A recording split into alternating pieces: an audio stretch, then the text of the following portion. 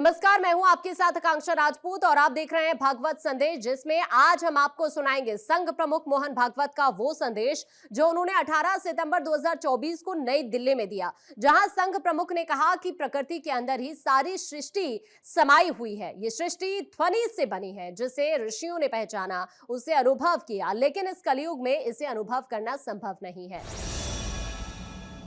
वेद और भारत,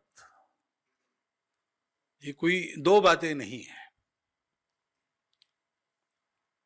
वेदों में ज्ञान है और ज्ञान दोनों प्रकार का है, भौतिक भी है, आध्यात्मिक भी है। भगवान ने गीता में कहा है त्रैगुण्य विषयाद वेदाः।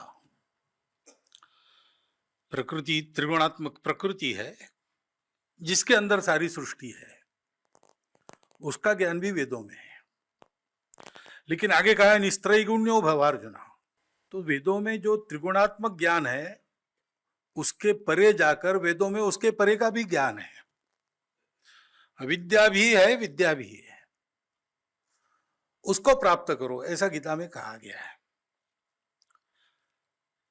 तो ये वेदों का, वेद अपना ज्ञान निधि है। और ये वेद हम जानते हैं कि ये लिखे नहीं गए, ये सोचे नहीं गए, ये देखे गए। मंत्र दृष्टा थे ऋषि, उन्होंने ये सब देखा। तो प्रश्न मन में आता है कि ये ऐसे मंत्र पुस्तकों के पन्ने आते हैं क्या सामने? ऐसा उसका अर्थ नहीं है।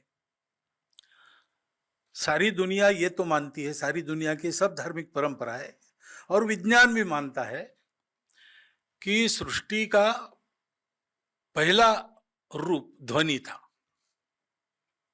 तो बाइबल में भी कहा है कि पहले वर्ड ही था, वर्ड ही भगवान था।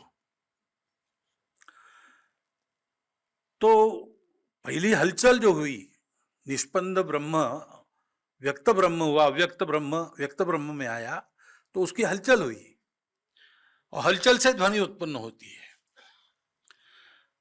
तो सारी दुनिया ये ध्वनियों की बनी है, जिसको अपने आप परंपरा में शब्द है स्वर, स्वरविद ऋषि ऐसा कहते हैं।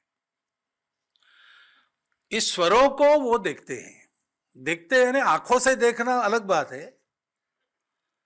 वो एक भावातीत स्थिति में इन सब का अनुभव होता है।